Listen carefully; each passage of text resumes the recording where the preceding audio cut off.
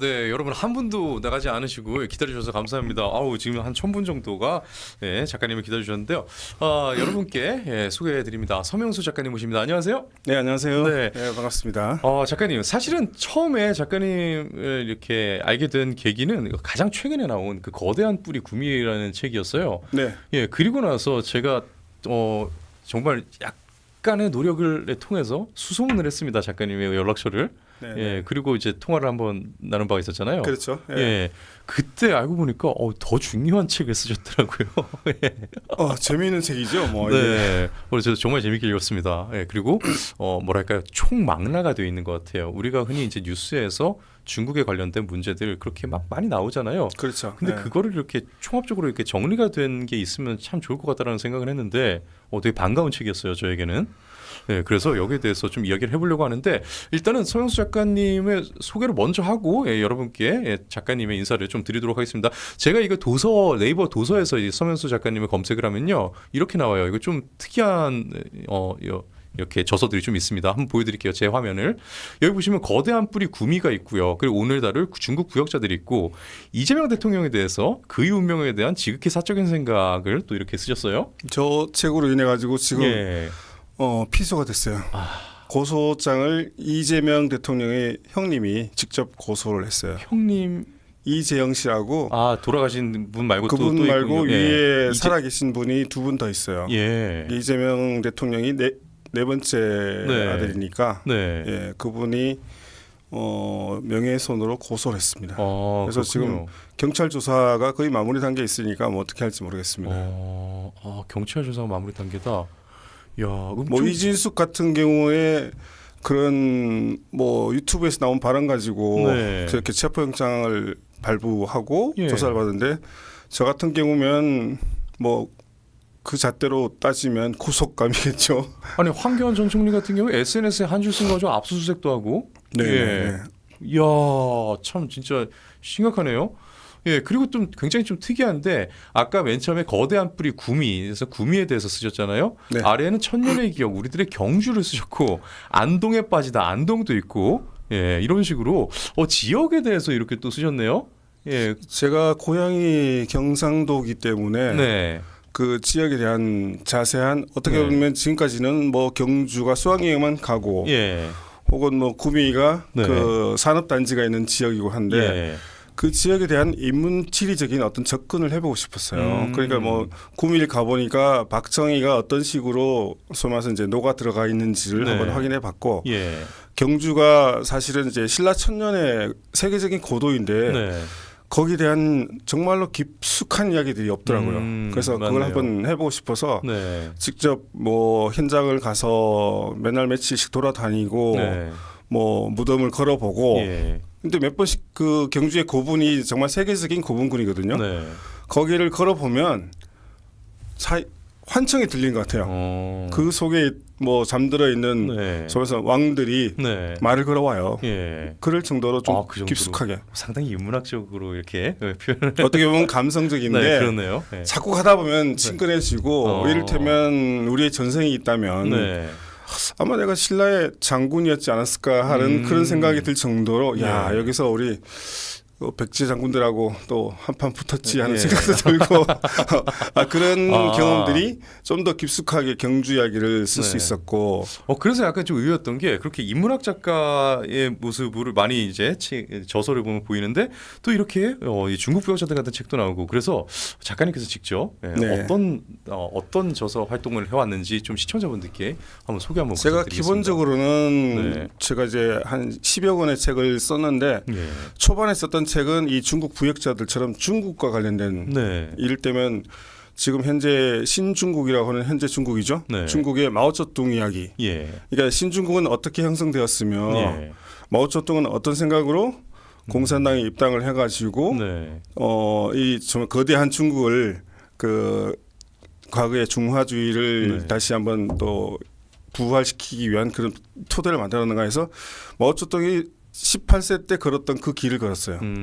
그래서 그 책이 또 마오쩌둥 고향 얘기, 또 이게 마찬가지 경주처럼 후난성 이야기를 또 썼고, 중국도 한 지역을 갔었어요. 후난성, 허난성, 산시성 이런 식으로 하다가 이게 시진핑 시대가 되면서 시진핑 집권을 어떻게 했나가 궁금했었어요. 그래서 그걸 다큐 형식으로 충칭의 불금범해서 그 책도 봤습니다. 네, 그 책을 보면 이제 그 시진핑이 보시라이와의 10년간의 그 권력 암투가 나와 있어요. 그렇죠. 근데 사실은 그 80%가 다큐였고 나머지 20%는 작가적 상상력을 좀 발휘해서 한 거라서 아마 흥미진진해서 중국에서도 상당히 그 책에 대해서 조금 주시를 하고 있었다라는 얘기를 내가 지인들 통해서 많이 듣고 있어서 그래서 야, 중국에 가면 안 되겠다 그런 생각을 하고 이를테면 중국 입장에서는 좀 껄끄러운 저서들을 많이 쓴 거죠. 그렇죠. 거기서 그 왜 반간첩법에 의해서 15일까지는 그냥도 구류를 할 수 있다면서요. 작가님 15일 정도가 아니고 그냥 통보를 하지 않아요. 중국은. 통보가 없구나.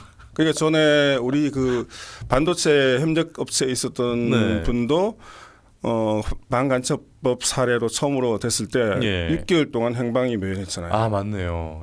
그렇죠. 이제 그냥 잡아가면 끝이에요. 그렇네요. 그러니까 우리 그 영사관에서 뭐 수습 뭐 확인해달라 소지를 확인해달라 해도 중국 정부가 안 해주면 그만인 거죠. 그게 중국 법입니다. 아 그렇네요. 참 중국 법이라는 게 진짜.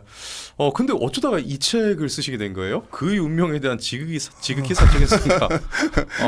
이게 참 재미있는 제목이기도 하고 그 계기가 된 건 제가 이 책 쓰기 한 달쯤 전에 그 유시민 작가가 쓴 그의 운명에 대한 뭐 생각이라는 그런 책이 있어요. 맞아요. 그게 이제 윤석열 대통령을 도자기 상점 속에 들어간 코끼리로 비유해서 움직이면 움직일수록 상점을 부수고. 그럼 카운터로 쓰신 거예요? 그렇죠. 그래서 탄핵만이 소위 말해서 이재명의 돌파구다라는 그걸 읽어보고 이 사람이 이렇게 생각하면 나도 그에 대한 이재명에 대한 생각을 뭐 조금 내가 정리한 게 있으니까 그동안 제가 정치부 기자를 또 20년 이상 했으니까 국회와 정당 그리고 이재명 대통령을 소위 말해서 이제 초창기에 98년부터 봤으니까 직접 만나고 명함도 주고받고 했으니까 알죠. 그리고 무엇보다 큰 계기가 된 건 제가 안동에서 생활을 하고 있어요. 이재명 대통령이 안동이 고향이라고 하잖아요. 그러니까 누구보다도 그 이재명 가족의 과거사에 대해서 깊숙하게 접할 기회가 있었던 거죠. 많이 취재를 했죠. 그러니까 뭐 지금 제가 이제 경찰에 고소된 부분은 지극히 일부분이긴 한데 그 저 책은 대부분 보면 이제 어떻게 보면 그 예측된 운명을 어떻게 극복할 것이냐 이재명은 그 당시만 해도 저 책이 나올 때가 2024년 8월인데 뭐 비상계엄이 있으려고는 정말 아무도 꿈에도 생각지도 못했고 사법 처리가 될 가능성이 100%라고 생각했기 때문에 그 사법 리스크의 본질과 이재명 주변에 이를테면 지금 나오는 김현지의 정체 그 배소연 전 비서관의 그 재산 형성 과정 혹은 김혜경 씨와의 어떤 갈등이라든지 아니면은 정진상의 실체라든가 상당히 뜨거운 주제들을 갖고 제가 조금 이제 취재한 부분들을 했는데 그 부분들은 전혀 고소를 당하지 않고 그러니까 안동에서 있었던 이를테면 그 부친의 과거 행적 그러니까 부친이 1972, 3년경에 어느 날 갑자기 사라졌어요. 가족을 내버려 두고 그러니까 고향 마을에서 이장을 하시던 분이 사라진 데는 이유가 있을 거 아니냐. 그렇죠. 또 그것보다 또 다른 이유 중에 하나는 2022년 대선을 치렀는데 안동에서 이재명 대통령 지지율이 30%가 안 나왔어요. 대통령 고향이라는 안동에서 과거에 뭐 노무현 대통령이나 김대중 전 대통령 같은 경우는 전라도에서 호남에서 거의 광주에서는 98% 나왔잖아요. 그렇죠. 노무현 대통령은 또 부산에서 뭐 50% 이상 나왔었고 고향이니까.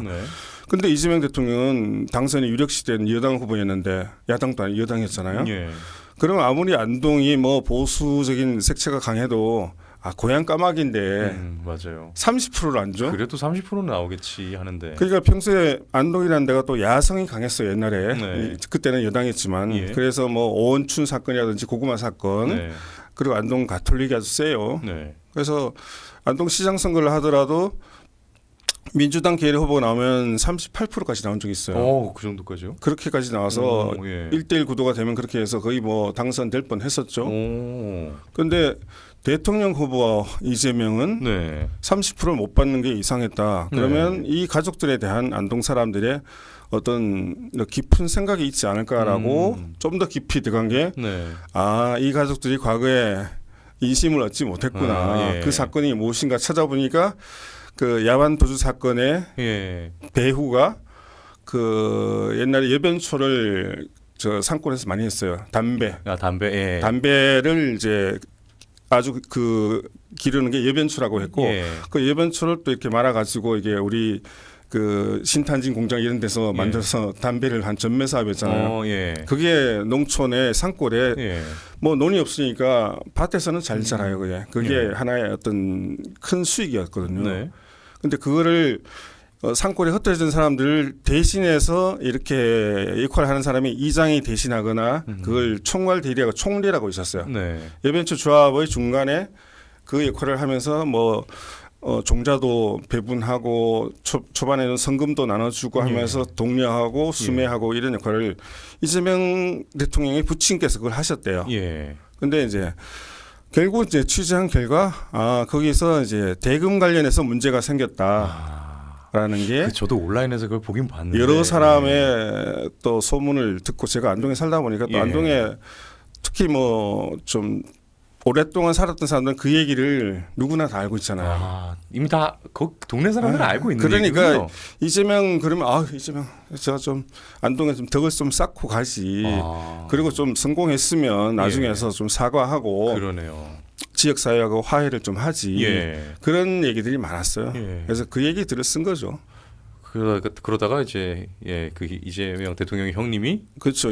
그 본인에 대한 명예훼손, 그 출판물에 대한 명예훼손, 그리고 사자 명예훼손은 직계 가족이 할 수 있어요. 근데 사실관계가 아닐 경우에만 사실관계일 때도 가능한데 사실적 명예훼손은 생자만 가능하지 이를테면 않나요? 저 같은 경우는 이제 그 한 신문사에 개건 논설위원 신분을 유지하고 있었고 정기적으로 칼럼을 쓰고 있었고 그런 면에서는 이제 언론인이라고 할 수 있죠. 그러니까 뭐 어떤 그 언론사에 소속되지 않더라도 정기적으로 글을 쓰는 사람이니까 그래서 언론인으로서 당연히 과거에 정치부 기자 오래 했기 때문에 그런 식의 생각도 있었고 사람들이 이 정도는 알고 있어야 되고 뭐 여기에 대한 의혹이 있으면 대선 후보 같은 상당히 중대한 공직을 맡는 사람에 대한 어느 정도 이제 의혹 제기라고 볼 수 있는 거죠. 공익적 목적이죠. 공익 목적이잖아요. 그렇죠. 이게 소송의 대상이 될 수도 없고 고발 고소할 사안도 아니에요. 뭐 그래서 그랬는데 저거는 아마 그때가 올해 4월 9일 날 고소장이 접수됐어요. 그러니까 이재명 대통령이 대선 출마한다고 공식적으로 당해서 하는 그날 그 이재명 당시 후보의 형 이름으로 분당경찰서에 지금 민정비서관이 된 이태영 변호사가 법률 대리인으로 고소를 했죠. 재밌죠. 근데 자기들이 봐서 이 사안 자체가 말이 안 되면 대통령 당선됐으면 취하하는 게 맞죠. 그러니까요. 그래서 제가 이 부분 자체가 일단 죄가 안 되는 걸 명예훼손을 고소했으니까 무고가 되죠. 무고. 그죠? 무고란 거는 소위에서 이제 멀쩡한 사람을 수사기관에 고소를 해서 처벌을 받게 할 목적에 허위로 처벌을 받게 할 목적이잖아요. 그건 엄중하게 처벌해야 되거든요. 제가 그래서 맞고소를 했습니다. 무고로 맞고소를 하셨어요. 그래서 아마 이재영 씨 같은 경우는 본인이 그렇게 할 만한 그 자신에 대한 명예훼손은 없어요. 이재명 대통령께서 당시에 했다면은 명예훼손이라고 할 수도 있어요. 뭐 아버지는 사자니까 대리해서 사자 명예훼손은 뭐 그런 식으로 또 고소를 할 자격은 됩니다. 그러나 이재영 씨 같은 경우는 나중에 아마 이런 걸 처벌하지 않으면 대한민국에 이제 법이 사라진 거죠. 그래서 뭐 하여튼 경고합니다. 하여튼 뭐 시간이 다 해결하겠지만 저 같은 경우는 죄가 없다는 게 세상에 다 알 테고 현재 그래서 아주 당당하게 잘 조사받았습니다. 감사합니다. 정말 멋지신 것 같아요. 보면 이 책 자체가 별 내용이 없어요. 그리고 제가 가져온 책들은 부스럭거려서 죄송합니다. 아닙니다. 예. 이게 이제 이 책인데 이 책 그렇죠. 잠깐 내리고 보여드릴게요. 그는 다시 대선에 출마할 수 있을까라는 부제를 가진 그의 운명에 대한 지극히 사적인 생각이라는 책입니다. 아주 얼굴이 아주 잘 그렸죠. 표현을 잘 했죠. 이게 이제 매일신문의 그 시사 만평을 그리는 김경수 화백의 작품입니다. 그 김경수님이세요? 네, 논란이 되기도 한 그러나 대한민국에서 아마 시사 만평계의 1인자라고 할 수 있어요. 여기 속에 들어가 있는 만평들이 다 그 화백님의 작품입니다. 그 개건 논설위원 하신 언론사도 매일신문이시잖아요. 그렇습니다. 제가 20년 근무를 거기서 했었고요. 20년 동안 계셨어요? 뭐 타 언론사도 있었지만 그 언론사에서 매일신문에서 지금 또 매일신문사의 개건 논설위원으로서 한 달에 그 2편의 정치 칼럼을 쓰고 있고요. 저희 시청자분들도 매일신문 많이 응원하시는데. 그렇죠. 보시면 뭐 가장 핫한 칼럼을 제가 쓰고 지난주만 해도 김현지가 트리거다. 봤어요. 그런 거. 아니면 또 이번 주에 쓴 거는 지금 캄보디아 사태가 우리 사회의 이제 청년 문제하고 직결되는 초미의 관심사인데 사실 캄보디아 사태의 배후가 중국이거든요. 그렇죠. 그래서 거기에 대해 사람들이 얘기를 하지 않기에 캄보디아와 중국 그리고 우리한테도 남의 일이 아니다라니 그런 식으로 제가 알고 있는 중국에 대한 이야기를 거기다 같이 분석해서 썼습니다. 그렇죠. 사실 뭐 그 범죄가 벌어진 땅이 캄보디아지. 그렇죠. 이를테면 그 땅의 문제가 아니고 지금 시진핑 주석이 취임한 이후에 중국의 가장 큰 세계 전략이 뭐냐면은 1대1로 프로젝트잖아요. 1대1로라는 얘기는 과거에 있었던 그 한 대는 이를테면 해상 실크로드고 일로는 길이니까 육상 실크로드죠. 그러니까 해상과 육상을 통해서 중국이 전 세계를 제패하겠다. 제2의 실크로드를 구축해서 중국 경제가 세계를 장악하는 그런 시나리오인데 그 1차적 포섭 대상이 가난한 동남아 국가와 아프리카였어요. 그러니까 아프리카 대부분이 중국 자본이 먹었고 그럼 지부티 같은 경우는 완전히 그냥 중국 식민지죠. 그러니까 뭐 경제 식민지라고 할 수 있는 거고 캄보디아 같은 경우도 지금 1대1로 사업이 가장 활발하게 돼서 거기에 되면 그 대교 사업 있고 메콩강을 가로지르는 대교 사업이나 그러니까 그는 인프라 사업에다가 많이 돈을 빌려줘서 하더라고요. 빌려주는 거죠. 그러니까 이제 10년 후에는 그게 폭탄처럼 돌아오는 거죠. 그 수익이 안 나서 그죠. 인프라의 수익이 납니까? 그러니까 인프라를 통해서 이제 개발을 해야 되는데 그 개발 자금도 대부분 중국 자본이 들어가는 거죠. 그런데 이제 이번에 캄보디아도 그 웬치라고 하는 게 중국어로 유엔치잖아요. 유엔치. 그러니까 하나의 원 속에 있는 게 구예요, 구. 그러니까 하나의 단지인데 우리말로 하면 단지. 범죄 단지를 그 단지가 범죄 단지를 만든 게 아니고 리조트 단지를 만든 거예요, 초기에.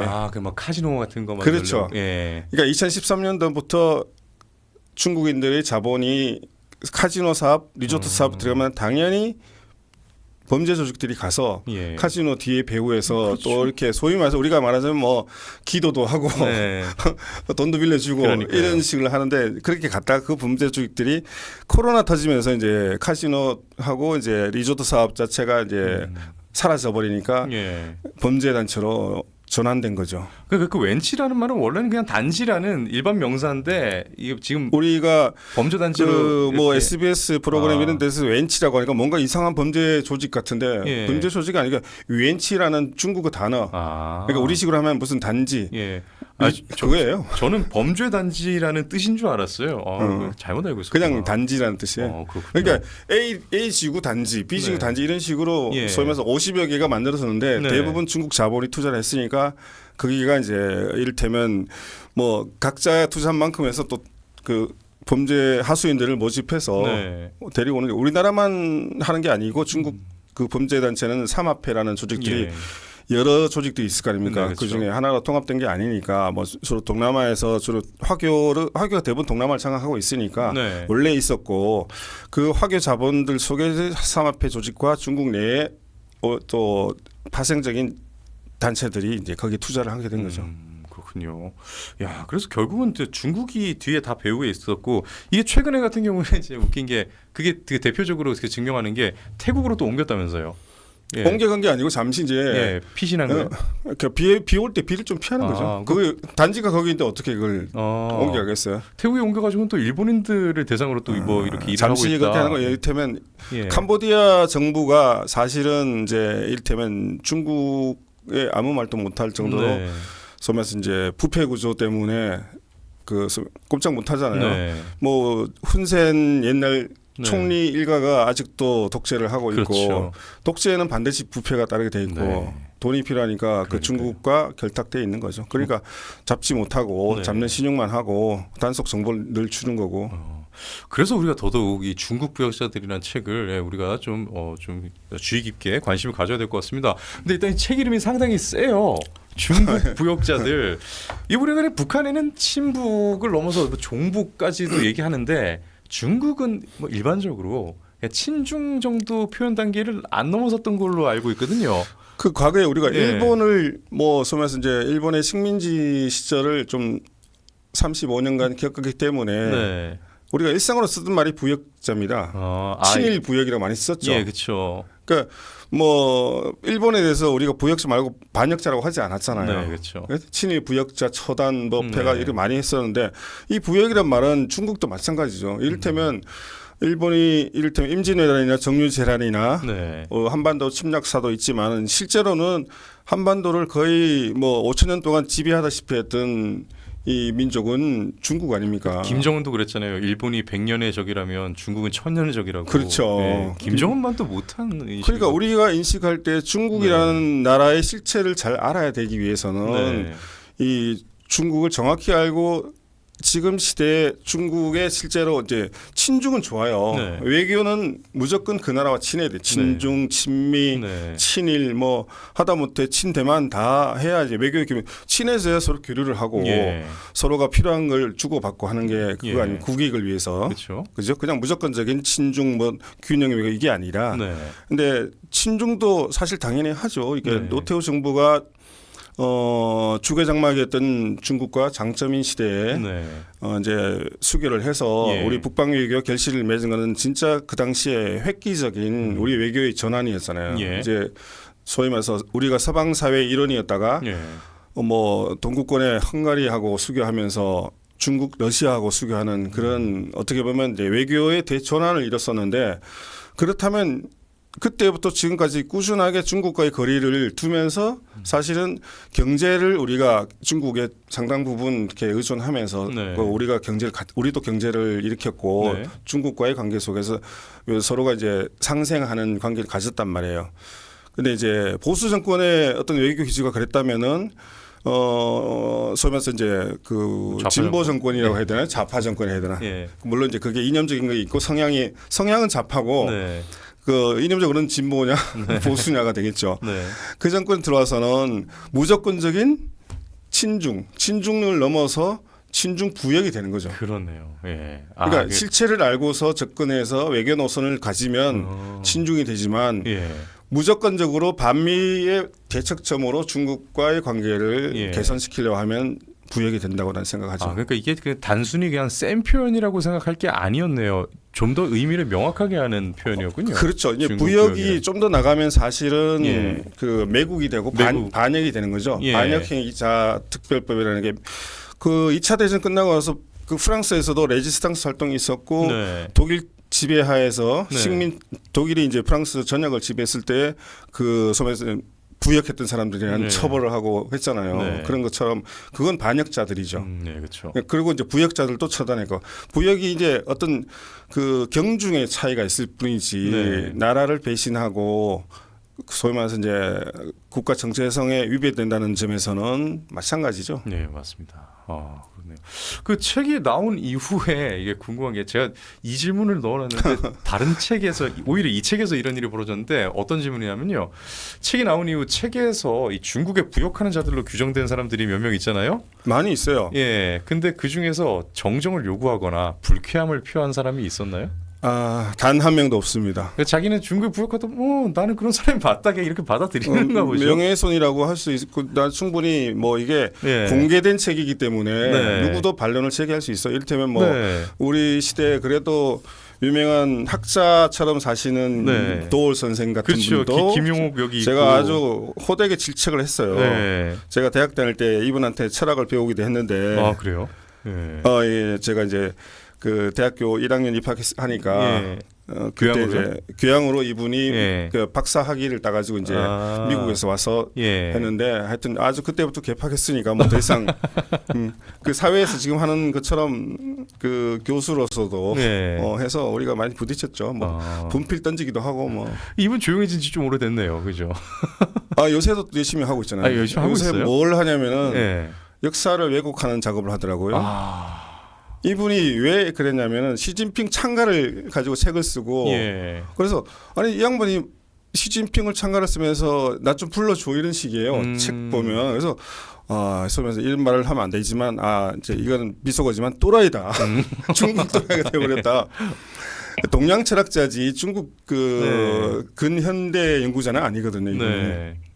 근데 이 자신의 어떤 그 전공 분야를 넘어서 아주 그 센 책들을 많이 써서 뭐 저는 중국에서 가서 연수해서 살기도 하고 오랫동안 이 지금의 중국 정치에 대해서 관심을 갖고 있었으니까 같이 붙어보자 해도 뭐 붙을 생각이 없더라고요. 아니 지금 예전에도 한번 그런 적이 있었던 게 이 사람이 그 말 그대로 동양 철학자인데 그 왜 기독교 비판으로 시리즈로 이렇게 몇 번 이렇게 있습니다. 해가지고 그래서 예. 그것 때문에 그때도 그럼 좀 네가 잘 아는 걸 해라 이러면서 많은 비판을 받은 바도 있었는데 그러니까 지금 여순 반란 사건과 관련해서 이 사람이 민중의 여순 항쟁이다. 그건 요즘에 아예 그냥 진영 전체에서 대규모 프로젝트로 아예 들어가던데요? 대한민국 정부가 수립되고 네. 그 국군이 했던 저 14연대가 반란을 일으켰잖아요. 이거는 부역이 아니라 반란이라 반란, 국가 반란이죠. 지금 뭐 소위 내란이라고 하는데 내란이라는 것도 사실 뭐 말이 안 되지만 군사 반란이란 말이에요. 우리 정부가 과거에 전두환 그 전 대통령을 그 5.18 반란으로 군사 반란으로 해서 쿠데타가 아닌 반란으로 해서 처벌했잖아요. 마찬가지로 저것도 정부에 대항해서 총을 들고 나와서 양민을 학살하고 군객을 학살하고 했던 그런 사태가 있었지 않습니까? 그 다음에 제주 4.3이 있었지만 그 전에 제주 4.3이 있었지만 4.3 사건이든 뭐든 간에 어쨌든 간에 정부를 상대로 했기 때문에 그건 단죄를 돼야 되는 거고 무고한 양민 학살에 대해서는 또 다른 식으로 또 봐야 되는 거죠. 맞습니다. 책에서는 크게 중국에 부역하는 자들 그리고 그들이 어떤 부역을 일삼았는지를 고발하고 중국의 동아시아 패권 전략에 대해서도 또 이제 분석을 하고 있습니다. 그런데 이 책을 집필하시게 된 계기가 좀 궁금하네요. 그래서 제가 이제 중국에 대한 여러 가지 연구를 하고 책을 쓰고 하다 보니까 중국 실체를 우리가 너무 몰라요. 그러니까 이를테면 뭐 우리 외교 노선에서도 우리가 늘 이제 친중이냐 뭐 이렇게 등거리 외교니 또는 균형 외교니 이런 얘기를 많이 하지 않습니까? 물론 당연히 모든 것의 기준은 대한민국의 정체성에 부합하는 외교 노선을 가지고 그 어느 한쪽에 경도되지 않고 줄타기라고 얘기할 수도 있지만은 그렇게 할 수 있으면 제일 좋죠. 그런데 줄타기라는 얘기는 줄에서 떨어지면 어떻게 되죠? 죽죠. 죽는 거죠. 그게 아주 위험한 거예요. 등거리 외교하면은 양쪽으로부터 다 외면받아요. 그러니까요. 그런데 대한민국이라는 정체성은 어쨌든 대한민국 정부가 수립된 이후에 48년 이후에 북한의 남침을 위한 6.25를 겪었고 그 이후 한미 동맹이라는 소위 군사 동맹이 혈명으로 돼서 지금까지 경제 발전을 이루고 왔단 말이에요. 그 정체성 속에서 이제 국익이 무엇이냐? 대한민국 정체성은 자유민주 시장 경제잖아. 그리고 한미 동맹이 어쨌든 미국과의 관계 속에서 우리는 이미 균형 외교를 할 수가 없어요. 기본적으로. 그리고 동맹국이 있는데 이 구조 속에서 중국과의 관계를 설정해야 되는데 여기에서 미국과는 자꾸 거리를 두고 하면 반미가 되겠죠? 반미해서 대한민국이 살아남을 수 있을까요? 이 정세 속에서. 그러니까요. 과거에 구한말에 소위 말해서 이제 여기도 썼지만은 그 대한민국의 그 당시 이제 대한제국의 정체성에 대해서 중국의 그 주 일본 참사관이 그 책을 써서 외교 노선을 써놨잖아요. 조선 책략이라고. 조선 책략. 그죠? 그 결국은 중국에 붙으라는 얘기였어요. 예. 그러니까 미국과 외교를 수립하고 네. 결국은 뭐냐면 일본과 러시아를 멀리하고 예. 미국과 중국 쪽에 붙어라는 얘기였거든. 그게 그때도 소위 말해서 이제 어쨌든 오랫동안 이 대한제국 조선이 중국의 거의 속국 같은 예. 그런 관계 속에 있으니까 그렇죠. 이제 좋게 얘기 표현한 거죠. 근데 어쨌든 당시에 힘이 없었으니까 일본에 합병을 됐었고 네. 그런 상황인데 물론 지금의 세계 정세가 그렇게 힘에 의한 그 국가 몰락은 지금 없지만 우크라이나 사태를 보더라도 예. 강대국이 무력으로 네. 침략해서 점령해버리면 끝이잖아요. 그러니까요. 그리고 다른 상대국이 인정하잖아요. 미국이 우크라이나를 압박해서 맨날 야 현재 상태에서 다 줄 거 주고 네. 전쟁 끝내자는 게 그만 이게 끝내라. 강대국의 네. 논리인데 만일 우리나라에서도 그런 일이 벌어지면 어떻게 할 거예요? 네, 그러니까요. 만약 미군이 없다라면 네? 미군이 없다면은 예. 우리의 그 소위에서 이제 국지전이 벌어지더라도 예. 핵으로 한번 위협해버리면 항복할 거 아닙니까? 그러니까요. 이재명 대통령의 지론이 비굴한 네. 평화가 뭘 좋은 전쟁보다 낫다 뭐 그렇죠. 이런. 네. 전쟁보다는 아무래도 비굴한 평화. 그럼 맨날 비굴하게 항복하고 그 북한 죽고 다 죽고 그럴 거 아닙니까? 예. 아니 그 왜 댓글에서도 사람들이 그러더라고요. 아니 일본은 핵을 미국한테 2방이나 맞았어도 저렇게 침미하는데 우리는 구해줘, 살려줘, 발전시켜줘 다 해줬는데 먹고 살게 해줘. 예, 이거 어떻게 우리는 근데 반밀하냐? 소위 말해서 이제 과거에 586이든 예. 686이든 앞으로 786이 되겠지만 예. 나이 들면 네. 그분들의 자식들은 전부 미국 가서 떵떵거리고 유학 가고 예. 미국에서 로스쿨 나와서 미국 변호사 따서 미국 살잖아. 안 와. 아니 국적도 미국인 아니 사람들 그분들 자식들은 안 와요. 안 와요? 옛날에 한겨레 신문 사장 하던 정모 씨 같은 경우도 예. KBS 사장도 하시고 네. 지난 정권에서는 또 방송심의위원장까지 하시고 대를 이어서 이렇게 예. 자리를 맡으셨는데 그분들의 자식들은 전부 미국 국적이잖아요. 안 오는구나. 아주 아니 미국이 좋잖아요. 야, 그러니까 미국 좋은 거는 다 아니까. 야, 근데 왜 그러면 미국이랑 잘 지내면 되지? 그런 사람들이 전 도저히 이해가 안 갑니다. 뭐 모르겠습니다. 그렇게 미국 반미를 해가지고 얻어낸 자기의 사회적 지위와 돈과 명예와 이런 것들로 자식들을 그렇게 키워내는 건지. 예. 예, 그래서 제가 제일 먼저 지적하고 싶은 게 이 예. 책을 보면 여기 제일 삼각점의 중간에 있는 사람이 예. 누굴까요? 그렇죠. 리영희 그분인가요? 우리는 이 씨라고 하는데 예. 본인은 리 씨라고 불러달라고 예. 해요. 북한에서는 리 씨라고 하죠. 네. 예, 리슬주라고 하잖아요. 예, 그렇죠. 그래서 그 본인 스스로 리 씨라고 불러달라고 했더니 리영희 예. 고인이 되셨지만 이분이 제가 얘기하는 이 중국 부역자들이라고 네. 하는 우리 시대 중국 부역자들의 어떤 소위 말해서 태도입니다. 태도. 네. 이분이 함경도가 고향이신데 예. 이분이 내려와서 이제 어쨌든 간에 그렇다고 태생적으로 공산주의다 이렇게 얘기하기는 그렇지만 이분이 했던 행적을 보면 완전히 중국화돼 있어요. 네. 예. 어쨌든 한양대에서 이제 중국 그 공부 물론 이제 처음에 언론인으로서 그 외신 기자를 하면서 이제 중국 뉴스를 많이 접했겠지만은 네. 이분이 썼던 글들이 가장 큰 해악을 끼친다 얘기한 거죠. 이를테면 저희가 80년대 대학을 다닐 때 가장 많이 봤던 게 네. 이를테면 전환시대의 그렇죠. 논리 네. 그게 가장 큰 해악을 예. 끼쳤고 그 전환시대의 논리에 들어가 있는 글 중에 하나가 중국에 대한 소고예요. 그 글 속에 있는 게 문화대혁명을 네.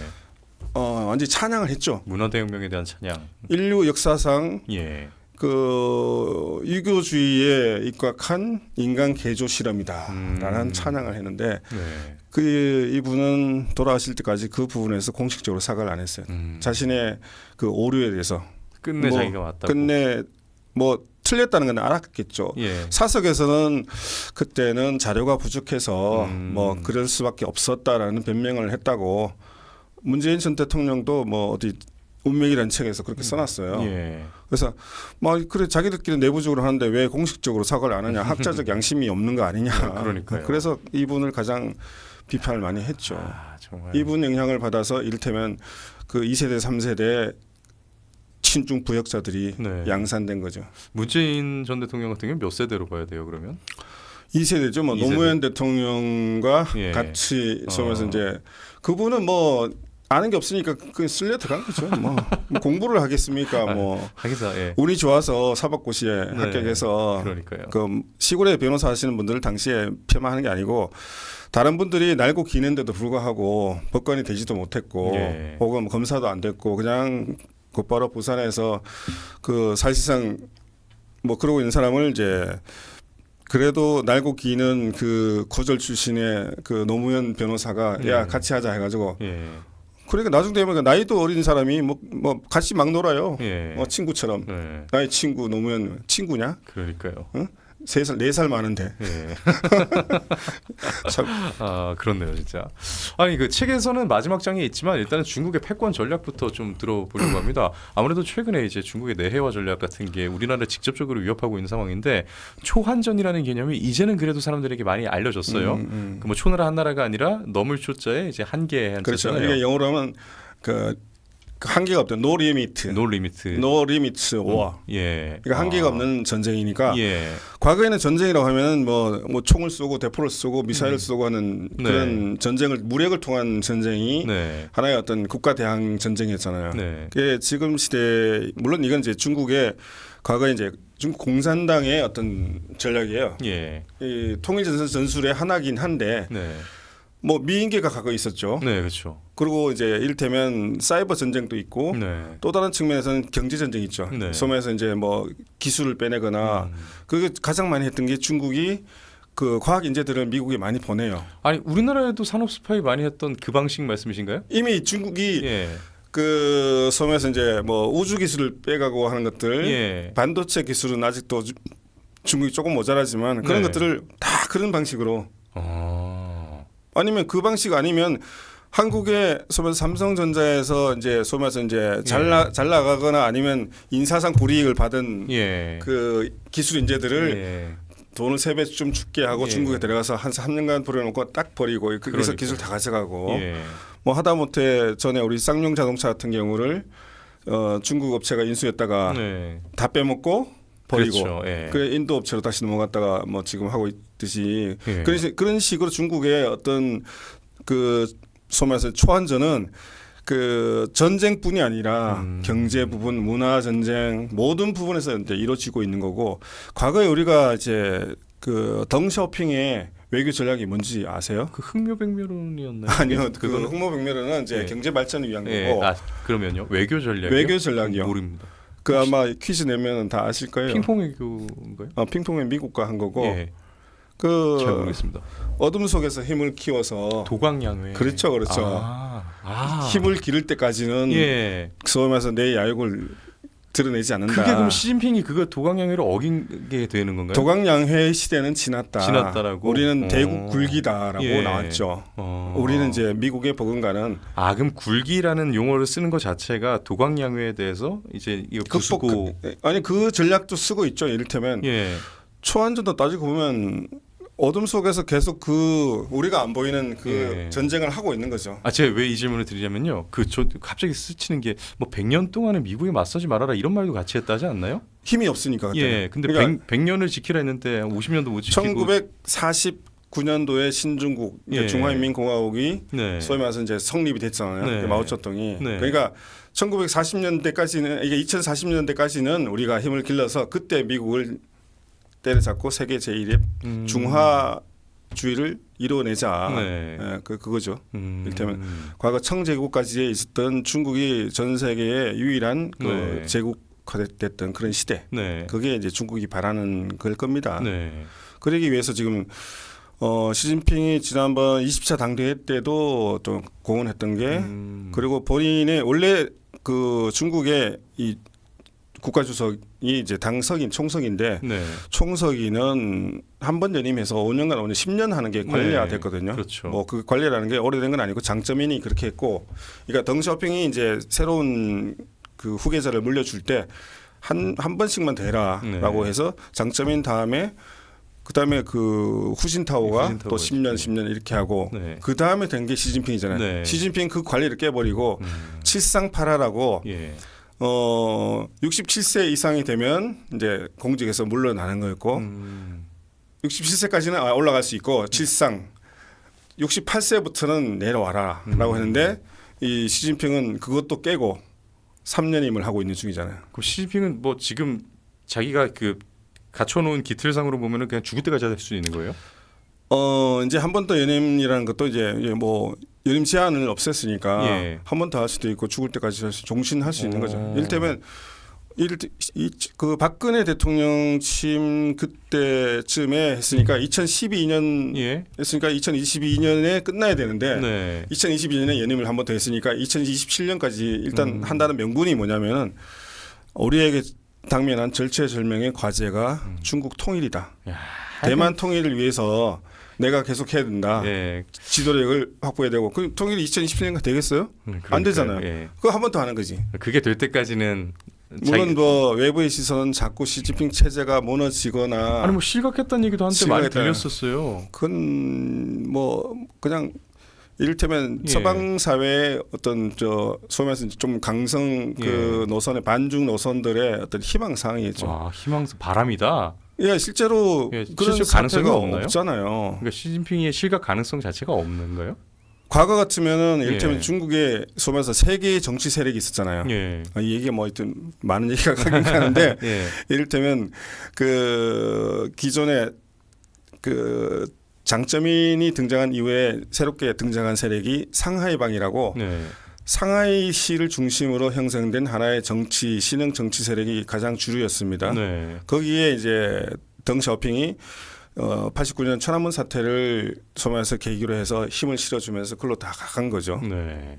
그 다음에 일부 이제 원래부터 있었는데 세력은 아니었는데 뭐 우리가 이제 이름 짓기로 태자당이라고 네. 소말해서 중국 혁명 과정에서 획격한 공을 세웠던 소위 말해서 이제 농공 행상을 했던 그 혁명 원로들의 2세대, 3세대들 또는 그 반개 가족들이 예, 태자당. 권력을 같이 나눴을 거 아닙니까? 예. 그죠? 그 권력을 그 세습하고 대물림하고 있어요, 중국이. 예. 이게 사회주의가 저런 사회주의입니다. 네, 그러니까요. 예. 그게 태자당이었고 또 하나가 이제 공산주의 청년단이라고. 네. 그러니까 이제 초등학생부터 이렇게 선발을 해서 아주 그 똑똑한 애들을 선발해서 공산당의 핵심 요원으로 기릅니다. 네. 그러면 그 우리식으로 따지면 성년이 되면 이제 정식 공산당원으로 대부분 이제 올라가는 거죠. 공산당이 되면 상당히 많은 혜택이 있어요. 네. 지금 14억 중국 인구 중에 지금은 워낙 많아서 1억 정도의 공산당원이 있어요. 네. 그들이 모든 걸 다 합니다. 뭐 이를테면 국가 사업을 하든지 아니면 지방 사업을 하든지 혹은 뭐 모든 부분에서 공산당이 아니면 힘을 못 써요. 그러네요. 그러니까 과거에도 이런 얘기가 있죠. 공산당은 보이지 않지만 어디에나 존재한다. 아, 그 말이 그래서 나온 거예요. 다 보고 있다는 얘기죠. 근데 지금 실제로도 보고 있잖아요. 과학 기술을 발전해서. 네. 그러니까 안면 인식 기술로 네. 네가 뭐 하는지 다 보고 있고 그러니까요. 우주 굴기를 통해서 네. 하늘에서 보고 있고 다 보고 있고 네. 실제로 보면 근데 공산당의 그 일테면 우리 같은 경우는 우리 사법부도 많이 오염됐지만 네. 이게 중국식으로 간다고 볼 수 있는 게 그 중국의 각급 법원이 있잖아요. 중국도 우리처럼 그 인민법원이 있고 그 중법원이 있고 최고인민법원이 있어요. 예. 아, 우리 사법 체계가 지금 중국을 닮아가고 있다고요? 그게 무슨 얘기냐면은 예. 근데 중국은 그 사법부의 판단을 예. 판사들이 하는 게 아니고 예. 판사가 하죠. 근데 소위 말해서 이 결재를 받아야 돼요. 판사가 판결을 내려놓고 법원이 있으면 결재를 자 베이징 인민법원이 있으면 인민법원장이 대빵이 아니고 인민법원의 예. 인민위원회 예. 서기가 넘버원이라는 얘기죠. 아, 지금 저 사법 개혁하는 거 모양새가 진짜 비슷하게 가네요, 진짜. 예, 그래서 이를테면 어디서 갖고 왔나 대통령 했더니. 위에 예. 정청래가 1등이라는 얘기죠. 당우위 국가, 당 선도 국가. 비슷하게 가는 거죠? 예. 예, 그 닮은 꼴로 가고 있는 거죠. 거기는 일당이니까 그게 가능하지만 우리는 아니요, 중국도 일당 아니에요. 일당이 아니었어요? 정당이 제정당이라고. 예. 중국에 보면은 정치 협상회의라고 있죠. 예. 정협이라고. 예, 정협. 예, 정협이라는 예. 게 정치 협상회의인데 예. 거기에 그 중국 공산당을 제외한 나머지 그 사회단체 그리고 정당이 한 10여 개가 들어가 있어요. 그럼 그거는 그거겠네요. 그냥 구색용 가짜. 근데 더 정당이 있다니까요. 있기는 그러니까 일당 체제는 아니에요. 행정상 그렇다는 거지. 아니 실제로 활동해요. 활동을 뭐 그렇다고 해서 우리 같은 정당이 아니라는 얘기지. 견제 활동을 하고 예전에 이를테면 국민당이라는 이름도 있고 예. 뭐 많아요. 그러니까 뭐 견제하거나 이러지 못할 거 아닙니까? 견제는 못하죠. 예, 하긴 뭐 선거가 있어요. 임명직이에요, 임명직. 예, 정당이 힘을 같이. 임명식 정당이라고요? 구색을 다 갖추고 있어요. 들러리 정당. 그러니까 우리가 모르는 사실이 중국은 일당 독재가 아니다. 또 서방에 얘기하잖아요. 우리도 이렇게 많은 정당과 많은 사회단체가 의견을 정치협상회의를 통해서 공산당에 의견을 제시하고 그게 이제 행정적으로 그렇지만 이제 실질적으로는 사실은 그렇게는 안 굴러가는 게 맞죠? 아무 의미가 없죠. 아무 그죠? 전 제가 정말 잘못 알고 있나 해서 정엽 주석이 이를테면 이렇게 서열 한 4위가 되거든요. 지금은 리창 총리가 그 공산당 서열이에요, 이게. 시진핑 다음에 2위가 리창 후계자라고 따지지만 후계자까지는 안 된 것 같고 2위고 이런 식으로 서열이 다 돼 있어요. 높아요. 정엽 주석이 4위니까. 근데 아무런 뭐 정엽의 역할은 그런 역할. 그러니까 그 인민의 의견을 수렴해서 당에 전달하는 역할을 하죠. 네, 뭐 할 일 없네요. 결국 이제 초안전은 진짜 말 그대로 기존에 우리가 이제 무력 대 무력으로 하는 그 범위를 넘어서서 다방면으로 걸쳐가지고 이루어진다고. 그러니까 우리나라에서도 이를테면 공자학당에 대한 관심이 많은데 뭐 지금 제가 여기서 지적한 거는 공자학당이랑 보다도 지금 보면은 사이트를 통해 가지고도 한국 여론을 호도하는 게 많고. 그거 제가 좀 여쭤보려 했는데. 그것도 있고 제가 하나 더 할게요. 하나 더 하는 게 뭐냐면은 그 중국 정부가 핵심적으로 우리 정부와 우리 사회의 지도층 인사들을 보섭하는 단체가 있어요. 대놓고요? 그렇죠. 우리는 그게 아주 중국 정부의 외교적 그 소환해서 자매기관처럼 보고 있는 게. 그럼 말씀하시면 저희가 알만한 기관인가요? 차하얼 학회라고 들어봤어요? 예, 들어봤어요. 그죠? 예. 그게 아주 우리가 무슨 학회니까 학술 단체 같잖아요. 그 책에서 못 봤던 것 같은데. 여기 또 뒤에 있습니다. 뒤에 있었나요? 여러분 이거 들어보신 분 있으면 댓글에 좀 남겨주세요. 그게 어떤 역할을 하는데요? 차하얼학회가 이제 중국 정부의 어떤 중간 간부나 이런 급들이 하던 사람들이 이제 소속돼 가지고 대외 정책을 수립하고 중국 정부나 중국 공산당이 하지 못하는, 공산당은 외교 활동을 하는 게 원래 아니니까 중국 정부의 외교 활동을 지원하는 단체예요. 그 차하얼이라는 게 이제 그 중국이 그 지금 차지하고 있는 내몽고 지역에 있는 한 지역, 뭐 사막 지역을 차하얼이라고 하는데 거기에 이제 원래 본부가 있어요. 그래서 이제 거기서 이름을 딴 건데 베이징에 저기 이제 대학가 많은 그쪽에 이제 있고 우리 정부나 우리 의원들이 베이징에 가면은 꼭 거기 가서 사진 찍더라고요. 갈 이유는 없는데. 갈 이유가 없는데. 그죠? 가려면 뭐 중국 공무원을 가거나 중국 공산당 가거나 아니면 하다못해 중국 공산당 중앙당교 가서 서로 과거에 이제 민주당에서 이제 MOU 맺듯이 그렇게 하지. 뭐 거기 가서 왜냐면 여기 힘이 있는 데가 아니거든. 그럼 그 학회에 가는 사람들도 여야 가리지 않고 다 국회의원들이 모르고 가는 거죠. 모르고. 지금 국회 한중 의원 연맹이라는 게 생겼잖아요. 수교 연합 있잖아요. 근데 뭐 이를테면 과거에는 없었는데 이제 지난 문재인 정부 때 생겼어요. 근데 중국에 국회의원 있습니까? 그렇네요, 진짜. 우리 식이 말은 진짜 이제 그 선출된 국민 대표는 없잖아요. 그러니까요. 전인대를 하지만 전인대라는 거는 중국 공산당의 그 대표성을 가진 그지 그 사람들이 우리와 같은 국회의원으로 같은 수준으로 동급으로 교류할 만한 그런 건 아니죠. 근데 그렇게 만들어 놨고. 그러네요. 동급이 없는데 누구랑 그렇죠. 그 전인대에 이제 하고 있는데 그거 애매하죠. 제가 봤을 때는. 그렇군요. 아까 그 언론사 얘기 좀 여쭤보려 했는데요. 중국이 국내 언론사로 위장한 사이트가 수십 개가 있었어요. 반미 친중 여론을 조성했던 일이 국정원 보고서를 통해 드러난 바가 있었어요. 저희도 좀 전달해 드렸었는데 단순히 중공의 작업원들이 댓글에서 작업해서 댓글 여론을 호도하는 수준이 아니잖아요. 이건 아예 그냥 정보를 제공을 해버리는 거니까 오염시켜서.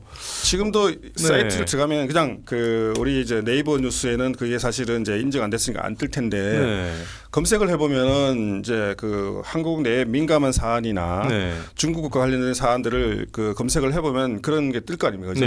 뭐 포털 뭐 이렇게 구글 같은 것도 있을 테고 뭐 네이버나 다음에는 다 있지만 그 뉴스 사이트로 위장되어 있는 게 뭐냐면 이렇게 막 서울신문이 있으면 네. 서울신문 사이트는 우리가 알잖아요. 근데 네. 서울뉴스라고 하면 또 서울신문 헷갈릴 수 있잖아요. 그냥 뉴스 언론사인가 보다 하고 보잖아요. 예, 그렇죠. 매일신문이 있으면 더 매일뉴스 그러면 매일신문인가 이렇게 하고 또 들어가서 보면 딱 이렇게 비슷하게 혹은 어떨 때는 얘네들은 뭐 연합뉴스나 다른 신문들 거를 이렇게 막 그 링크 다 시켜놓으니까 그렇게 들어가 있으니까 이제 혼재돼서 있으니까 그 중에 이제 계속해서 이제 자국에 유리한 기사를 섞어놓고 어떨 때는 이제 뭐 조작된 기사도 집어넣고 뭐 그런 거죠. 요즘은 AI를 통해서도 워낙 많은 것들을 만들 수 있으니까. 야, 그럼 앞으로는 더 심해질 수 있겠는데. 제재를 할 수가 없잖아요. 이거를 국정원이 과거에 어쨌든 이걸 지난 정부 때는 그래도 이거를 만들어내서 리포트화해서 이제 그 언론 릴리스라고 경계심을 일으켰다면 이 정부가 그걸 하겠습니까? 아니요. 지금 국정원장이 누구신데? 대북 파트 자체를 그냥 무력화시켜놨고, 그죠? 그러니까요. 중국과의 관계가 지금 되게 중요하다고. 이것도 예담인데 문재인 정부 때 이제 2017년대 문재인 대통령이 국빈 방문했잖아요. 되자마자 그 사드 가지고 막 융단 폭격을 하는 와중에 꼭 가고 싶다고 해서 다 양보하고 3불 1한까지 하고 왔었는데 혼밥 먹고 왔을 때 먹었을 때 그때 그쪽에서 요구한 가장 그 기본적인 첫 번째 요구 니네 전 세계를 다니면서 자꾸 촛불 정권 하는데 절대 그 얘기하지 마라. 중국이요? 그렇죠. 왜요? 중국은 소변에서 대중에 의한 권력 찬탈이죠. 혹은 시민의 힘 이걸 제일 싫어해요. 문화대혁명 거슬리는구나. 어쨌든 이게 친위 쿠데타였지만 그 이후에 벌어진 천안문 사태 두 번의 천안문 사태는 유혈 진압을 하면서 이제 완전히 싹을 잘랐는데 그리고 다시 나올 수 있는 싹이 소면서 이제 파룬궁이라는 하나의 조직이 조직화되니까 그런 것까지도 못하게 하는 나라인데 여기서 촛불 혁명을 통해 가지고 대한민국은 권력을 늘상 바꾸고 뭐 이렇게 으쌰으쌰 하는데 중국에서 만일 그런 게 일상화되면 공산당의 집권은 위협을 받겠죠. 촛불이 제2의 파룬궁처럼 중국에서 생길까봐. 촛불 얘기도 하지 말고 그리고 이제 그들이 가장 싫어하는 사람이 586 운동권들. 아니 그걸 자랑 삼아 얘기한 사람들이 자기들한테는 소위 말해서 이제 중국 공산당이 적인 거죠. 야, 친중을 그렇게 해줬는데 중국에서 싫어하네요. 얘네들을 싫어하니까 대중 선동하는 사람들, 사기친. 그럼 중국에서 김어준을 싫어할 수도? 싫어하죠. 저희가 소위 말해서 자기 스스로 이게 상황 노릇하는 사람들, 선동하는 사람을 싫어하죠. 그러니까 중국으로 봐서는 저런 민중의 해악이죠. 종교처럼. 전혀 그렇게 생각 못했어요. 오히려 그런 사람들을 민중들을 잘 현혹시키니까 저 어떻게든 우리 편으로 만들어야겠다 이렇게 생각할 줄 알았는데 언제든지 우리의 적이 될 수 있는 사람이잖아요. 반대로 생각하니 그렇네요. 그죠? 소위 말해서 뭐 정청래가 막 이렇게 옛날에 과거에 이제 반미에서 폭력적 반미를 해서 뭐 있으면서 지금 이제 훈장처럼 얘기를 하지만 저런 놈은 언제든지 중국에 대해서 그럴 수 있는 거고. 그 미 대사관에 지른 불이 그게 뭐 그 불이 뭐 중국 대사관에 안 붙나요? 욱하면 반중할 수도 있는 사람이고. 그러네요, 진짜. 그렇죠. 이 소면에서 뭐 통제가 불가능하죠. 이를테면. 그 이해가 확 됐어요. 그죠? 그럼 작가님 보시기에는 이 대한민국의 현재의 여론 형성 환경이 어느 정도로 중국에 의해 오염되었다고 보시는 거예요? 그걸 프로테지로 어떻게 얘기를 할 수는 없을 것 같아요. 그렇게까지 뭐 수치적으로는 말고요. 어떻게 보면 지금 우리 언론사를 보시면 우리가 이제 소위 말해서 이제 좌파 언론에 속해 있는 JTBC나 이제 SBS까지 그쪽 범죄에 들어갔죠. 좀 왔다 갔다 하던데. 왜 그럴까요? 왜 그럴까요? 자본에 잠식당했잖아요. 아니 SBS는 태영건설이 뒤에 있잖아요. 태영건설은 사실상 이제 그 지난 정권 때 부도 사태가 났었잖아요. 어려우니까. 건설사 태영건설이 원래 이제 이를테면 광극공사로 이게 성장했던 기업이기 때문에 태영이 일부 뭐 아파트 사업도 했지만은 아파트 건설 사업도 안 되고 광급도 예년 같지 않아서 아마 건설사로서는 아마 이제 거의 뭐 수명을 다했다고 보고 뭐 모기업이 사실상 이제 무너지게 된 상황이 SBS라고 저는 봅니다. 근데 그때 중국의 텐센트 기업이 투자를 해가지고 자회사를 스튜디오를 만들어 줬잖아요. SBS에도요? 저는 JTBC가 처음에 할 때 JTBC에는 천억을 투자해서 이제 그걸 해서 JTBC 같은 경우 1,000억 투자하면 일대 주주지 아니에요? 예, 그러니까요. 그렇죠. 그럼 JTBC는 사실상 텐센트 거라고 볼 수 있는 거죠. 예. 그러니까 이게 좀 어폐가 있긴 하지만 예. 물론 경영권 행사하는 그런 건 아니지만 예. 1,000억 투자한 그 텐센트가 뭐라고 영향력을 하면 상상해 보면 그럴 것 같다. 예, 그런 텐센트의 어떤 뭐 여러 가지 소위 말해서 이제 뭐 역할들 또는 중국 사업들 비판할 수 있습니까? 못 하는 거지. 예.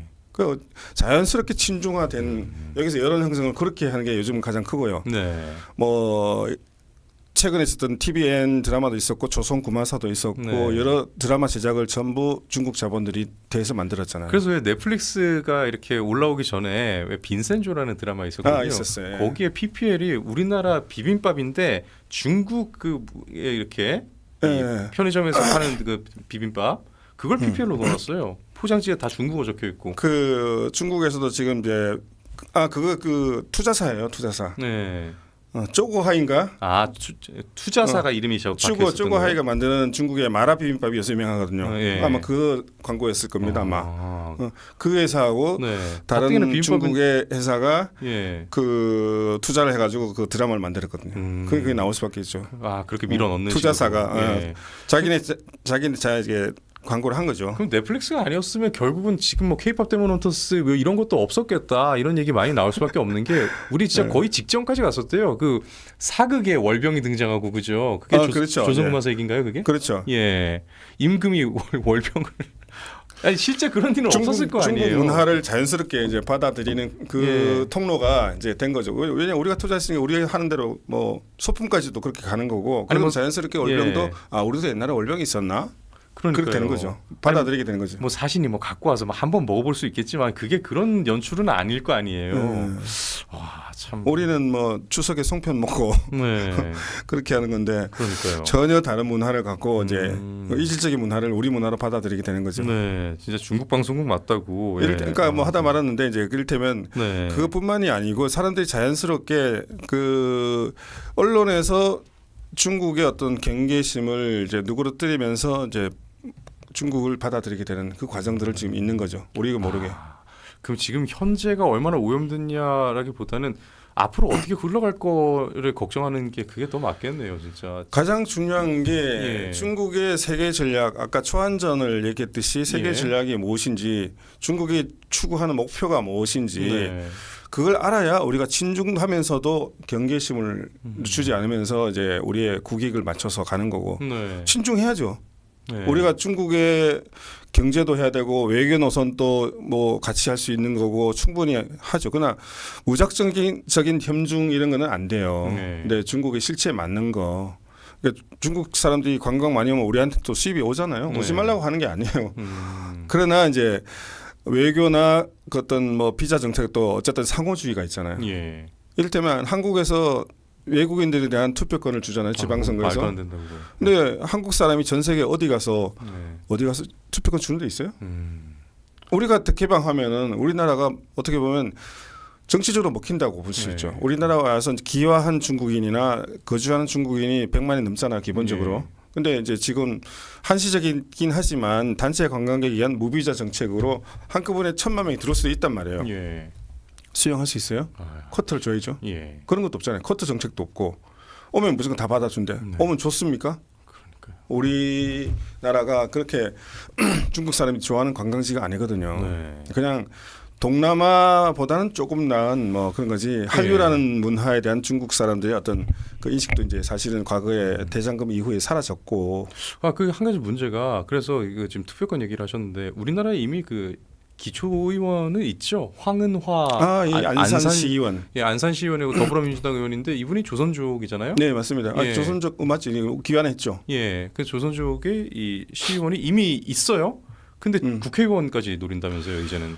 그 여야를 가리지 않고 이제 그 조선족 기업인 협회라든가 그 조선족 대표 이런 사람들, 이 조선족이라고 자기는 하지 않고 동포라고 하죠. 조선족이 말을 싫어해요. 뭐 중국 동포 이렇게 이야기. 그런 분들이 여야를 가리지 않고 비례대표에 여러 번 들어갔어요. 물론 순위 안에는 못 들어갔기 때문에 아직은 안 됐고 실제로 이제 비례 넣긴 넣었는데 순위에서 잘린 거였어요? 그러니까 뭐 비례 넣긴 15번, 20번인데 한 35번 이렇게 주는 경우도 있어요. 그건 안 주겠다는 얘기 맞네요. 그렇죠. 아직까지는 그까지는 안 되니까 그 여러 가지 말이 많죠. 이를테면 이자스민 예. 용 같이 이제 그런 있었죠. 경우도 있었죠. 그건 네. 좀 특별한 케이스로 했고 그 중국의 어떤 그와 전혀 관계없이 예. 이주민들에 대한 정책을 위해서 네. 당시 지금의 이제 국힘이죠. 네. 과거에 새누리당에서. 새누리당에서 했었고 그런 부분과 전혀 다르게 봐야 되죠. 이 안산 시의원 하시던 그 하셨나 지금도 하시는지 모르겠는데 지금도 하고 있는 걸로 알고 있어요. 그분 같은 경우는 예. 지난번에 후쿠시마 오염수라고 예. 해서 시위할 때 보면은 1인 시위를 엄청나게 했더라고요. 네. 본인의 블로그에도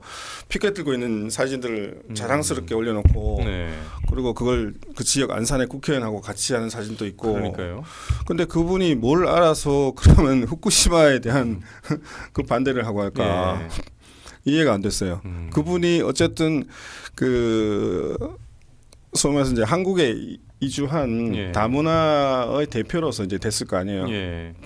그 비례대표거든요. 네. 그 안산시의회 예. 그런 분한테 준 역할에 맞게 하는 게 맞지. 정치적 그 행동을 하라고 시의원 해준 건 아니잖아요. 그렇네요, 진짜. 그죠? 이제 예. 좀 자꾸 그런 식으로 그런 분들이 많아지면 네. 중국의 목소리가 더 커지겠죠. 네. 우리 정치권 내에서도 그분들이 모여서 나오면 국회에 들어갈 수 있을 거고 네. 한국 국회도 현재 알아서 기잖아요. 그러니까요. 이번에 이를테면 그 10년 만에 중국의 전성절 행사에 국회 부의장이 갔어요. 국회의장이 갔어요. 의장이 원식 갔죠. 의장이 예. 갔었죠. 왜 갔을까요? 갈 이유가 없잖아요. 네. 대통령이 안 가면 돼. 국가원수가 가는 자리에 국회의장은 그 의원 외교를 하시는 분이에요. 네. 국가를 대표해서 갈 이유가 없어요. 그러네요. 아니 그 국회의원들이 왜 자꾸 그렇게 가는지. 그 여쭤보고 싶은 게 우리나라에서 왜 그 중국에 갔다 지금 이걸 왜 여쭤봐야 되냐? 중국에 간 의원들이 이 사람들은 다 친중이냐 이런 얘기 지금 얘기 듣고 있거든요. 우원식과 중국에 다녀온 일행들 명단이 막 온라인에 막 한때 돌기도 했고. 그러면 표면상 의원 교류라는 타이틀로 중국에 다녀온 정치인들 이 사람들은 다 중국 부역자로 볼 수가 있어요? 아니면은 중국 부역자들이 그 중에서 구분을 따로 할 수가 있어요? 갔다고 해서 중국 부역자라고는 할 수 없죠. 네, 뭐 그러니까 그렇게 할것 부역 행위를 같은데. 할 수 있죠. 근데 모르고 따라가도 예, 중국의 외교 노선에 동조하게 되면 부역 행위를 하는 그것까지 거죠. 부역행위라고 본다면 외교 그러니까 의원 수교로 가는 사람들도 다 중국 그러니까 의원 부역자로 얘기를 하는 거는 아주 정당하고 그건 예. 잘하는 짓이라고 봐요. 네. 국회는 뭐 짓이라고 해도 되잖아요. 네, 근데 알고 가야죠. 왜 우리가 중국에 가서 예, 의원들이 가서 한국의 정부의 입장, 한국의 입장을 네. 설득하고 예. 해야 되는데 가서 누구를 만나는가가 중요하죠. 그러면 일단은 간 행위 자체로 평가할 게 아니라 가서 뭘 하고 왔느냐로 평가를 하면 되는군요. 그렇죠. 이렇게 이를테면 예. 중국에 가서 차을 학회단하고 밥 먹고 왔다. 예. 박람회 가든지 예. 뭐 아니면 어디 관광하고 왔다. 네. 소위 말해서 시진핑을 못 만나더라도 예. 그 정치국 상무위원급에 만나서 네. 소위 말해서 밥이나 먹으면서 이제 서로가 이제 그 양국의 현안 문제에 대해서 의견 교환을 하고 예. 이해의 폭을 넓혔다면 그게 의원 외교가 될 수 있잖아요. 그럼 적어도 우리의 중요한 국익에 관련된 현안 의제를 제시를 했다면은 그거는 정확한 외교, 정당한 외교가 될 텐데.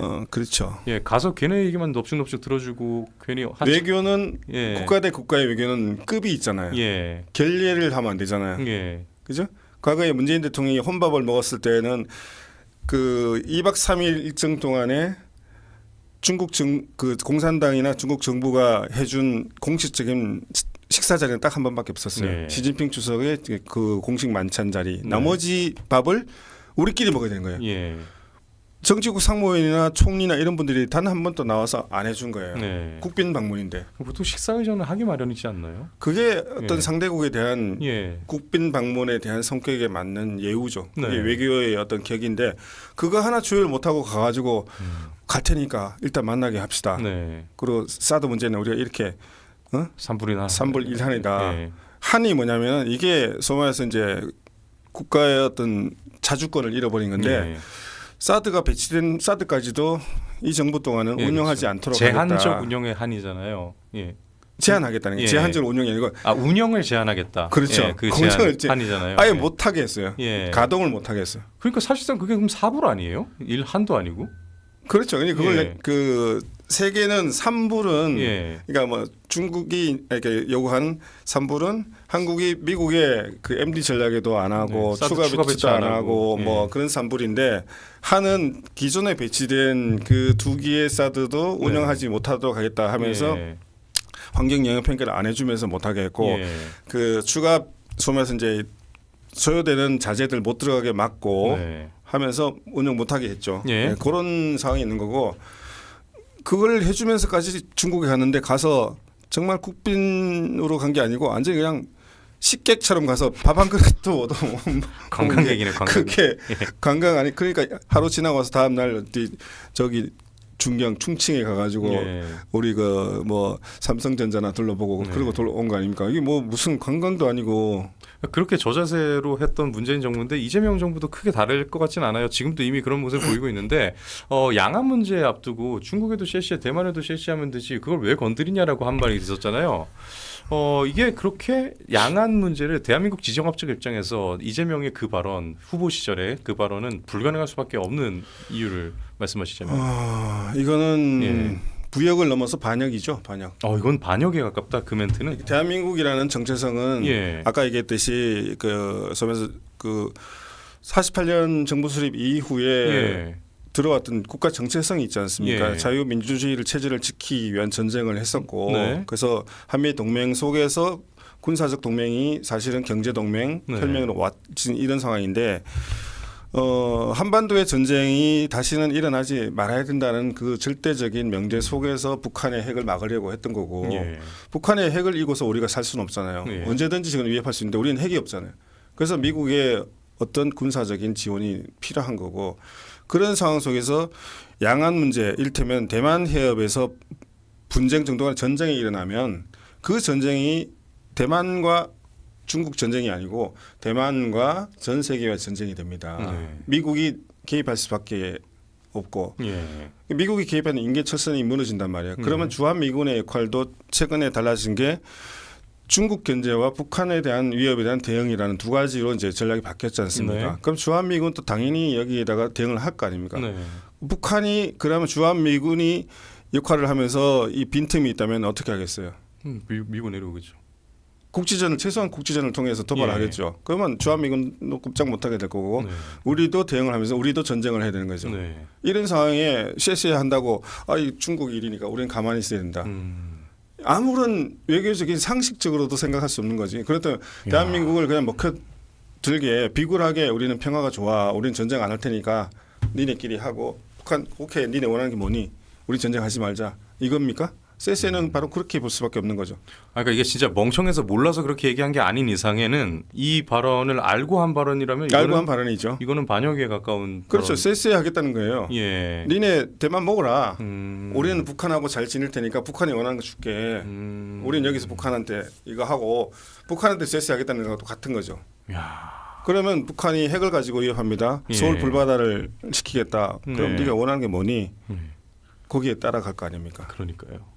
그래서 어마어마하게 이게 심각한 발언인데 그 당시에는 뭐 어쨌든 대한민국 사회가 그 지지하는 진영이 갈려 있으니까 제대로 이제 그 확인을 못 하고 이 심각성을 모르는 거죠. 대한민국 정체성이 무너질 수 있는 상황이 되는 거죠. 전쟁이 일어나면. 그리고 중국이 시진핑 건강이 그렇게 뭐 좋은 것 같지는 않아요. 그러면 저분이 이제 나 살 날이 얼마 안 남았으니까 마지막 소원을 이루고 가겠다 하고 준비를 해서 소위에서 무력으로 한번 해볼 거 아니야. 시도는 해볼 거 아닙니까? 그래 되면 어떻게 될까요? 북한이 가만히 있을까요? 그러면 야 니네가 먼저 여기서 일단 한번 선방 때려봐. 주한미군과 남한의 대응에 따라서 대만은 우리가 먹게 이렇게 해서 양동 작전을 한다면 이를테면 자 미국이 또 이제 중동에서의 전쟁을 또 하고 있잖아. 아직 끝난 게 아니고. 또 우크라이나에서 전쟁도 아직도 안 끝났죠. 요게 2, 3년 내에 벌어진다면은 미국이 세계 전략에서 저렇게 동시에 세계 4개 전쟁을 할 수 있을까요? 못 하잖아요. 못 하죠. 그럼 우리는 독자적으로 한반도를 방어를 할 수 있을까요? 핵을 가진 나라에. 그러니까 비대칭 전력 때문에 안 될 것 같은데요. 네, 핵 한 방이면 서울 불바다가 되고 여기 살아남지 못하겠죠. 남대문은. 이런 상황을 인식하지 못하고 소위 말해서 국군 통수권자가 우리 쎄쎄하고 있을게. 그건 정말로 무책임한 거죠. 맞습니다. 마지막으로 향후 이 한국 사회가 중국의 영향력에 휘둘리지 않기 위해 가장 시급하게 개선해야 될 걸 점을 지적하시자면 어떤 것을 지적하시겠습니까? 해법을 말씀하시는데 아니 해법까지는 아니더라도요. 가장 시급히 개선돼야 될 포인트를 지적하시자면요. 그 가장 기본적으로는 이게 가장 급하다. 중국이라는 정체성을 우리가 좀 파악해서 좀 정상적으로 냉철하게 대응하는 게 좋지 않을까. 중국을 미워하라는 얘기가 아니에요. 예. 그렇다 중국 사람을 왜 미워합니까? 중국 사람들이 와서 한국 와서 관광을 하고 돈을 쓰고 얼마나 좋은 일입니까 우리 경제에. 다만 중국을 지배하는 정치 체제가 노리는 바가 무엇인지를 알고 대한민국 정부가 그에 상대할 수 있으면 우리는 겁낼 게 없는 거죠. 그래서 그 친중이냐 친미냐의 어떤 그 외교 노선의 문제가 아니라 국가 정체성에 맞는 외교 노선, 국익에 맞는 외교 노선. 뭐 시진핑 주석이 이제 오늘 왔을 거 아닙니까? 올 거 아닙니까? 그죠? 그래서 와서 이제 우리가 이제 12년 만에 오는 시진핑 주석을 환대를 하되 소마서 이제 한국의 어떤 국익에 맞게 한국의 입장을 정확하게 설명하고 이를테면 서해 저 해상 구조물 같은 경우도 양국의 분쟁이 되고 있잖아요. 그 문제를 분명하게 따지고 그럼 우리 또 그 옆에 만들어놓으면 돼요. 그러니까요. 어차피 잠정 수역인데 뭐. 근데 그 예산을 민주당이 깎아버렸습니다. 615억이었는데. 그래 이 사람들이 생각이 중국에 서면서 이제 좀 거부하면 안 된다. 반중되면 안 된다. 무조건 중국에는 항의도 하지 말고. 지난번 문재인 정부의 그 외교 노선을 똑같이 가는 거죠. 그렇게 됐으면 대한민국은 정체성은 어디서 찾아야 될까요? 그러니까 중국 전체보다는 중국 공산당이 지금 하려고 하는 그 이 방향이나 정체성 그런 것을 우리가 알고 있을 때 휘둘리지 않을 수 있겠다. 이게 대국가 소국의 문제가 아니고 국가 대 국가의 문제잖아요. 국격의 문제잖아요. 그 국격을 찾으라는 얘기예요. 그러니까요. 쓸데없이 분쟁을 일으키라는 얘기가 아니라 중국이 지금 문제를 일으킨 것에 대해서 문제 제기를 하고 이에는 이 눈에는 눈. 이를테면 베트남이 대응하는 걸 보세요. 필리핀이 대응하는 걸 보세요. 그러니까 이를테면 남사군도에서 분쟁이 올 때 필리핀이 국력이 약하지만 즉각 군사 대응을 해서 맞서잖아요. 잘못된 데 대해서는 잘못됐다는 군사적 대응을 같이 해야 되는 거고 전쟁하려면 전쟁해야 되고 그렇지 않아요? 그런 자세 없이 국가 정체성이나 국가 이익이 절대로 지켜지지 않습니다. 그래서 그러니까 친중, 친미, 친일 이 문제가 아니에요. 그건 외교적인 노선이고 진짜 국가의 이익을 지키기 위해서는 지도자가 그런 인식을 가지고서 대응해야 되지. 야, 중국에 밑보이면 안 된다. 미국에 밑보이면 안 된다. 미국에도 우리가 언제든지 지금 한미 관세 협정이 어제 타결됐으니까 그나마 다행인데 이런 부분들도 분명히 얘기했잖아요. 트럼프 요구에 다 굴복하지 않고 우리가 2,000억으로 깎고 현금증. 미국 일본에는 잘도 이야기를 또 해요. 뭐 굴하지 않겠다, 그렇죠. 뭐 지지 않겠다. 반미는 해도 되는데 반중하면 안 되나? 왜 안 돼요? 그럼 뭐 깽판이래잖아요. 아니 지금까지 우리가 수업에서 우리나라를 여기까지 만들어준 게 중국인가요, 미국인가요? 미국이죠. 근데 중국 눈치를 왜 보십니까? 그러니까요. 결국 책 제목으로도 마무리가 된 것 같습니다, 여러분. 오늘 진짜 중국에 대한 이야기도 자세히 들어봤고 또 이제 중국의 그 전략 그리고 얼마나 위험성을 가지는지 그 부분에도 얘기를 들어봤는데요. 결국 친중이냐 이런 문제를 넘어서서 책의 제목처럼 국가의 이익을 자국의 이익을 제대로 이해하지 못하고 자국의 정체성을 이해하지 못하는 사람들이 중국에 부역하는 것이 문제라는 부분 다시 한번 잊지 않아야 할 것 같습니다. 자, 여러분 오늘 오늘 이렇게 그 작가님 모시고 여러 얘기 들어봤는데요. 이 진짜 이 이재명 형님에 의해서 이 피고발을 당한 거죠. 피소된 거죠. 피소를 당한 거예요. 그러니까 고소당했죠. 이재명 형이 한 거니까 이재명이 직접 한 거랑 같은 거죠. 그래서 지금 무고로 맞고소를 지금 진행 중이라고 하는데요. 여기에 저희도 같이 관심을 갖고 있겠습니다. 그렇죠. 오늘 나와주셔서 진심으로 감사드리고요. 또 아울러 시청자분들도 짧지 않은 시간 함께해 주셔서 진심으로 감사드립니다. 저희는 내일 이명박 재단 사무국장 박용석 국장님 모시고 이슈 추적으로 다시 돌아오도록 하겠습니다. 내일 뵙겠습니다. 시청해 주셔서 고맙습니다. 감사합니다.